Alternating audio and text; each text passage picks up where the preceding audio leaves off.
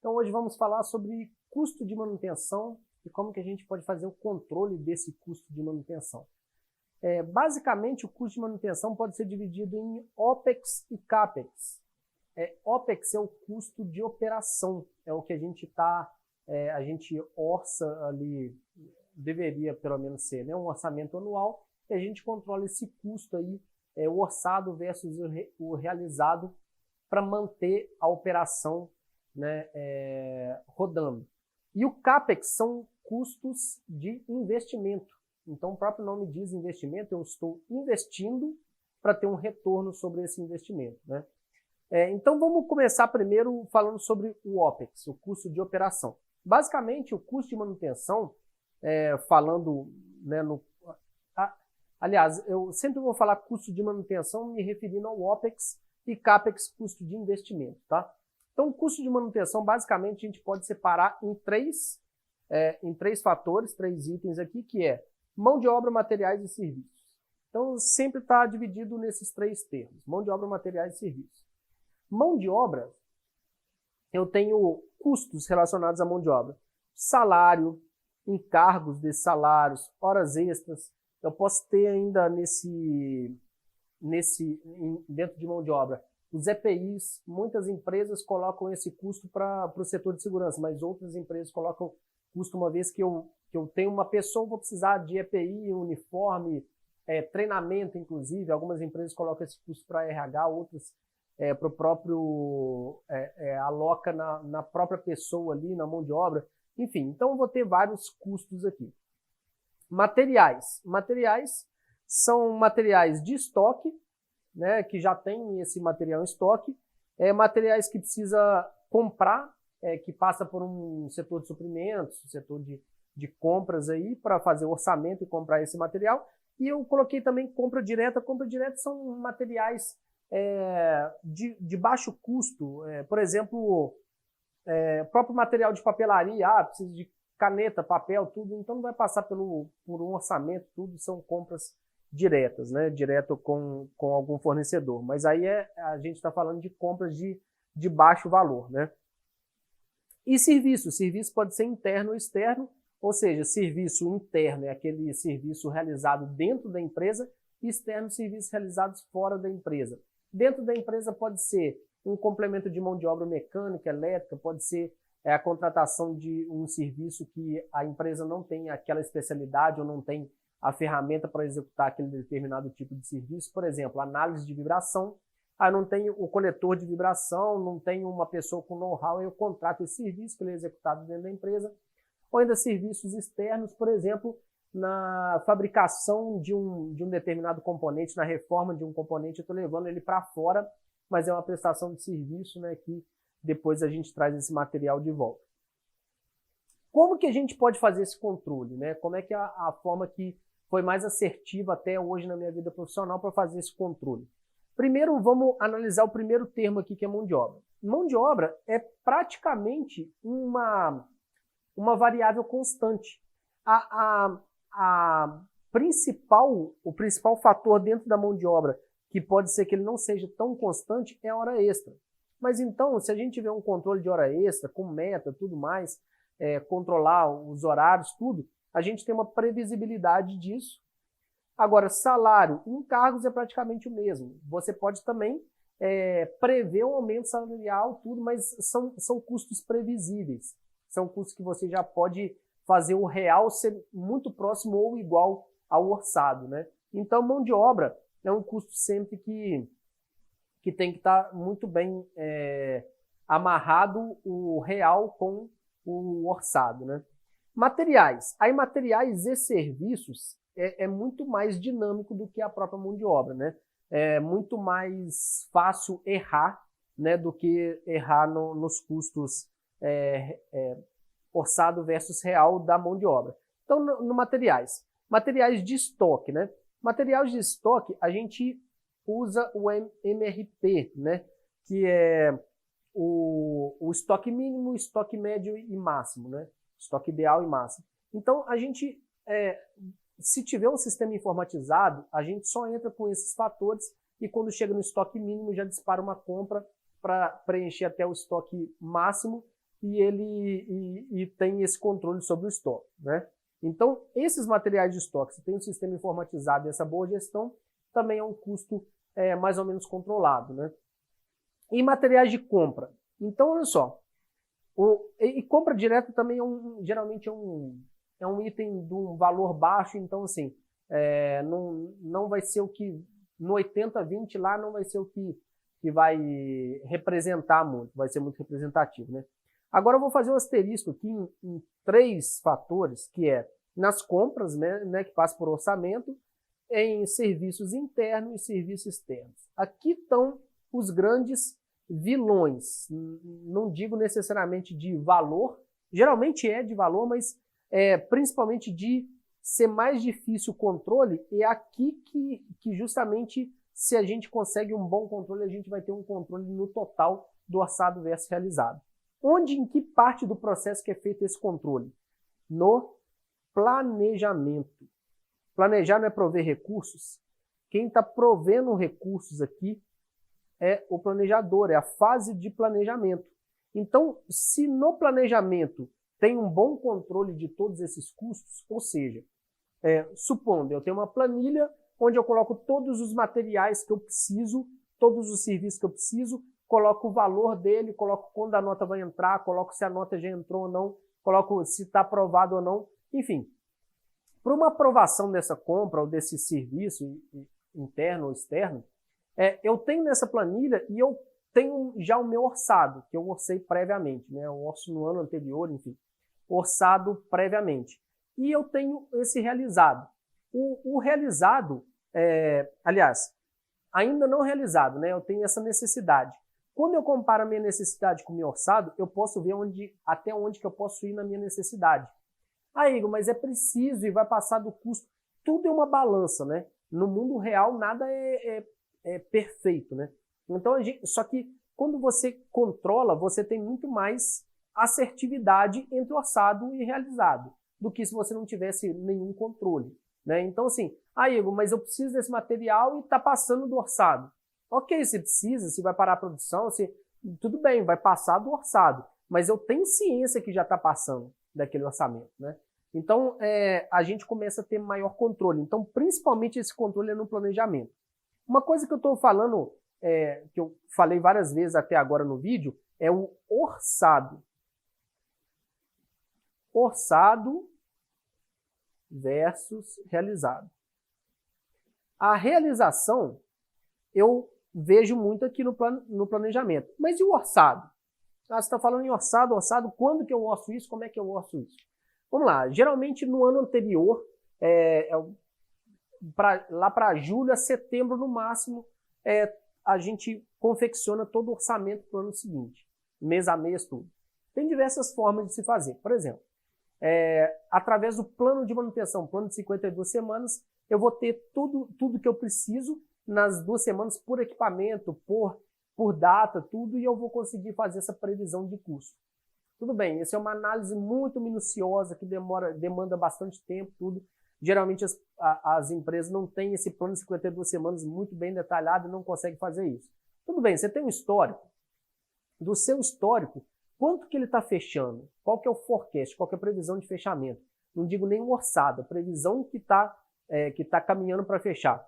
Joga a inflação em cima, é uma previsão aproximada para o próximo ano. Não é o ideal, mas é uma previsão aproximada. Enfim, tem várias coisas partindo do histórico. Se misturar as duas coisas, o histórico com o plano de manutenção, aí sim é o ideal. Aí você vai conseguir ter uma assertividade muito melhor no orçamento. Agora, é claro, depende da empresa, depende do modo como é feito, enfim. Eu sempre colocava um fator de segurança, uma gordura proposital, porque eu sabia que ia bater na diretoria, superintendência, tudo, e ia baixar esse valor. E se eu colocasse um valor curto e ele viesse para baixar esse valor, eu já ia ficar mais curto ainda do que eu poderia. Então, eu praticamente seria certeza de eu estourar o custo no próximo ano. Não, então eu colocava uma margem um pouco maior, porque eu sabia que isso ia descer um pouco e ia chegar no que eu acharia que era o real mesmo. Mas, enfim, cada empresa é uma empresa, cada uma organização tem uma forma de trabalhar, então tem que ver o que é melhor, o que é pior para poder fazer esse orçamento, né? O fato é que o ideal, e nas grandes empresas pelo menos, é quase sempre assim, lá para julho já tem o orçado para o próximo ano, né? Mês a mês. Quando a gente, é importante falar também nesse orçamento, quando a gente vai para a gente vai querer ir muito minuciosamente no orçamento, a gente tende a ser pior na previsão. A gente tende a errar mais. É preferível, às vezes, fazer o custo por área, muitas vezes, do que por equipamento. Porque o universo de equipamento é tão grande, que você vai se perder ali no meio. Enquanto que, quando você olha um pouco mais macro, você dá um passo para trás e olha um pouco mais numa visão gerencial, você consegue ver com mais clareza qual que é o custo. Se aproxima mais da vida real do que de um teórico ali que muitas vezes, olhando pequenas partes, não te ajuda. Olhando grandes partes nesse processo, talvez vai ajudar mais. Na maioria dos casos, vai ajudar mais. E aí, esse custo de manutenção, né, o OPEX, eu sempre fiz, né, um controle semanal desse custo. Então, toda sexta-feira, num dia de reunião para falar de custo, de o que aconteceu durante essa semana, qual que é o orçado para o mês e o que a gente realizou até o momento, o que está previsto para a gente finalizar o mês, enfim. Só para ter uma ideia de como que isso daqui já funcionou tão bem na minha vida profissional, a gente chegou a um benchmark assim, que eu nunca vi acontecer em outra empresa ou em outra situação, mesmo comigo mesmo. Foi o seguinte, toda sexta-feira a gente tinha essa reunião. Então, a primeira sexta-feira do mês, a gente já falava assim, ó, esse mês vai fechar em tanto. Não estou falando necessariamente no orçado, mas no forecast, numa previsão do que a gente está vendo, esse mês vai ser orçado, vai finalizar em tanto. É claro que a gente, tendo orçamento, a gente tende a ficar dentro daquele orçamento. Mas muitas vezes, como eu falei, o mundo real não é igual ao mundo teórico, né? Então, às vezes, assim, a gente tem um orçado janeiro, fevereiro, março, abril, e, por exemplo, janeiro estourou, mas abril ficou abaixo, um equilibra o outro. Então, a gente pode também jogar com esse equilíbrio entre os meses, não necessariamente sendo uma coisa ruim. Pelo contrário, se no final do ano cumprir o orçado, era o que a gente queria, era o que a empresa queria para prover o lucro que ela previu aí, de acordo com o mercado, enfim. Esse que é o objetivo final, né? No final das contas, é isso que a gente tem que tá dentro, no anual, e não necessariamente no mensal. Claro que se a gente estourar todos os meses e esperar que outubro, novembro, dezembro a gente queime toda essa gordura, geralmente não vai ser o que vai acontecer, né? Mas voltando, o que a gente teve de resultado? Toda sexta-feira, primeira sexta-feira do mês, a gente falava, ó, esse mês vai fechar em tanto. Aí isso aconteceu em janeiro. Em fevereiro, primeira semana do mês, esse mês vai fechar em tanto. Em março, esse mês vai fechar em tanto. E assim por diante. A gente foi fazendo mês a mês. Quando a gente comparou aquele número que a gente tinha falado na primeira semana do mês, e a gente somou todos esses números, né? O de janeiro, de fevereiro, de março, o forecast que a gente tinha falado, ó, pela nossa previsão vai fechar em tanto. Então, quando eu somei todos esses e comparei com o real, deu um desvio de 2%.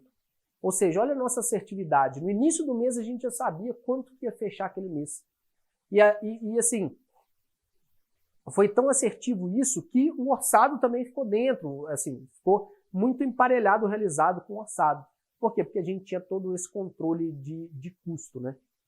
E principalmente o trabalho foi feito aqui, tá? Foi no planejamento. O grande diferencial, o que a gente fez que não era feito anteriormente, foi todo esse controle no planejamento. A gente tinha uma planilha muito bem controlada, com um nível de detalhe grande, que no início deu trabalho, que os planejadores, assim, viram um trabalho, custaram a se adequar àquilo que a gente estava propondo, mas que depois foi benéfico para todo mundo, inclusive para o controle deles, né? Então, inicialmente, às vezes, assusta, mas depois a gente tem um benefício muito grande com todo um controle, né, feito em cima disso.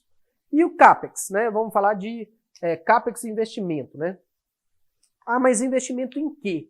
Então eu coloquei alguns itens aqui que a gente pode ter como investimento, pensar em investimento. Por exemplo, primeiro dele, normas.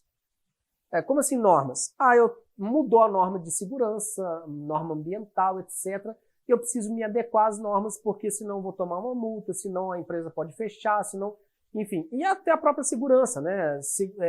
Não necessariamente normas aqui, eu não estou adequado à norma de segurança, ou eu estou adequado à norma de segurança, mas eu vi que eu posso proporcionar mais segurança para os trabalhadores ali, enfim. Então, é uma forma de buscar investimento. A gente está investindo não necessariamente tangível, né? Não investindo dinheiro para ganhar de volta, mas talvez investindo a longo prazo na organização como um todo, né? No caso, por exemplo, em segurança. Quando a gente investe em segurança, a gente não está pensando em investir. Eu estou investindo para ganhar numa possível... se eu tivesse um acidente, iria me provocar... eu iria ter gasto com aquilo. A gente não pensa assim em relação à segurança, né? A gente pensa em o que eu posso fazer para que não haja risco algum de acidentes do trabalho. Eu não penso no que eu vou gastar se eu tiver acidente, né? Eu penso que é uma vida ali, que eu não posso ter acidente, né? Então, não necessariamente todos os investimentos vão ser tangíveis, né? Alguns serão intangíveis. Produtividade e qualidade. Eu posso ver alguma forma de aumentar a produtividade, aumentar a qualidade dos meus produtos através de um investimento. Investimento numa modificação de um equipamento, de uma instalação, ou mesmo numa, sei lá, uma mudança de layout, uma mudança de produtividade. A gente consegue aqui ganhos, né, de produtividade e qualidade. Na manutenabilidade, eu arrumei melhores formas de dar manutenção. Por exemplo, locais de difícil acesso. É um local alto onde eu coloquei ali uma passarela para acesso àquela junta de expansão de uma tubulação, por exemplo. Então a gente vai buscar investimento para poder fazer essa modificação para ter uma melhor manutenabilidade, né? Uma facilidade na hora de dar manutenção. Com isso, a gente tem uma menor parada de produção, a gente tem uma manutenção mais barata e tudo por causa de investimento. Investir aqui para ganhar de volta, né? Gestão de riscos.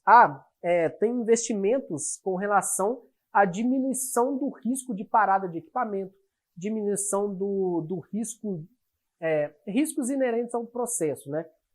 Então, por exemplo, eu estou fazendo um investimento de melhorar a tecnologia da minha subestação para ter menor risco de parada. Mas ela para hoje? Não, ela não para hoje. Mas se eu quiser ainda diminuir mais o meu risco, eu posso fazer esse investimento para minimizar o risco de parada, porque uma parada seria um prejuízo muito grande. Então, estou investindo aqui para deixar de ter gastos ali, para minimizar ainda a possibilidade de ter gastos, né? Correção de projetos ou instalações, né? Projetos de equipamentos ou instalações. Então, eu vi que tem uma falha mesmo de projeto ou de uma instalação e eu quero corrigir isso e é um investimento maior, tá? Eu posso pedir esse investimento também da mesma forma. Estou investindo nisso para ganhar em produtividade, enfim, alguma coisa. Retrofit. Retrofit também entra em investimento. Eu estou fazendo uma reforma completa do meu equipamento, eu estou atualizando, eu estou levando ele das condições reais para a condição original de projeto. Então, um retrofit é uma reforma completa do equipamento. Ou de um componente também, né? Às vezes, dependendo, por exemplo, nós tivemos uma vez a troca dos conversores de um forno, enfim, é algo muito grande, muito caro e tal. E esse retrofit dessa troca dos conversores do forno foi um CAPEX, né? Foi um investimento. Reaproveitamento de rejeitos. Por exemplo, a gente vê que a gente pode... algo que era rejeito no processo pode ser reaproveitado, tem um outro mercado. Então instalei mais um britador, uma correia, um silozinho ali, que eu estou aproveitando um rejeito, que até então era rejeito, eu estou reaproveitando como produto também a ser comercializado. Então estou aumentando, de certa forma, a receita da empresa por um projeto aqui de instalação de novos equipamentos ali para ter um reaproveitamento desse rejeito. Então, o CAPEX, de forma geral, também, né? O CAPEX, ele é uma previsão feita no ano anterior para o ano seguinte, onde a empresa está, quando a empresa separa um valor por CAPEX, valor para investimento, ela está pensando que ela está mantendo a empresa crescendo, né? Aqui, enquanto o OPEX é manter a empresa produzindo, operando, o CAPEX está mantendo a empresa crescendo.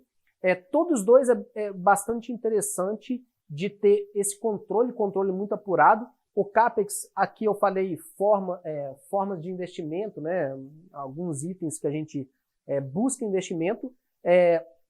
Como que a gente busca esse investimento? Geralmente é através de reuniões aí, gerenciais de diretoria, onde a gente vai pedir esse investimento. O que a gente faz para pedir esse investimento? A gente coloca todos os gastos, né? Tudo que a gente vai gastar e os benefícios que a gente vai ter. Eu estou gastando isso para me retornar aquilo em tanto tempo, alguma conta de retorno de investimento, ou mesmo de mitigar possíveis riscos, como eu falei, né? Então a gente vem sempre com os gastos, que custo que eu vou ter para esse investimento e o que eu ganho em troca, né? Sempre esse balanço aí para poder ver o que é interessante no investimento aí, no retorno desse investimento. E o controle desses investimentos geralmente é feito por investimento, né? Por exemplo, foi aprovada uma verba aqui para eu fazer um investimento para adequação de uma norma ambiental, por exemplo. Esse investimento aqui, essa verba determinada desse investimento, é para esse investimento, não para outros investimentos, não é compartilhado, não. É uma verba fechada, geralmente. Então, esse controle de custo do investimento geralmente é feito por investimento e não em total, como é o caso do OPEX, né? E sim por investimento. Aí é um controle mesmo. Para você ter aprovado o CAPEX, você fez um orçamento de tudo que você precisa, né? Materiais, serviços, mão de obra, assim por diante, daquele certo investimento. Na hora de, então, gastar esse dinheiro, você vai comparar aquele orçado que você fez e vai tentar colocar todo o realizado dentro daquele orçado. Por isso é muito importante também a previsão ser muito assertiva, né? Ter um planejamento muito no detalhe de falar o seguinte: eu vou precisar exatamente disso para eu conseguir implantar o que eu estou prevendo aqui nesse investimento. Porque senão, se estoura, não tem muito onde recorrer aqui. Não é igual a manutenção, que se estoura, talvez vai ter o dinheiro ali para gastar e a empresa ter um lucro menor. Aqui não, aqui muitas vezes acabou o investimento, e vai ser uma obra incompleta, muitas vezes. Aí, assim, a burocracia, às vezes, de tirar o investimento de um para passar para o outro, às vezes é muito grande, enfim. Então, tem que ser muito bem assertivo nisso. Aí, então, a gestão dos CAPEX não é muito diferente da gestão da manutenção. Nós vamos ter um cronograma de acompanhamento, nós vamos ter o planejamento disso tudo, vamos ter a realização disso tudo. Só que, diferente da manutenção, que é um ciclo que nunca acaba, o CAPEX é um projeto, né? Ele tem início e tem fim. E aí finalizou o projeto e bota ele em operação, aí o custo da operação vem para o OPEX, né? Então é isso. Aqui é uma infinidade de coisas que a gente poderia falar um dia inteiro, né? Sobre controle de custo, sobre custo de manutenção, enfim. Mas aqui é uma visão rápida de como fazer isso de uma forma a ser mais assertivo, de uma forma a ter resultados mesmos eficientes. Tem vários outros vídeos aí nos nossos canais, só digitar manutenção em ação no YouTube, LinkedIn, Facebook, Instagram, que tem vários outros vídeos sobre custo de manutenção. Eu espero com isso, tanto com esse vídeo quanto com todos os conteúdos que a gente tem passado aí, ajudar vocês a ter um melhor controle de custo de manutenção. Um abraço, sucesso!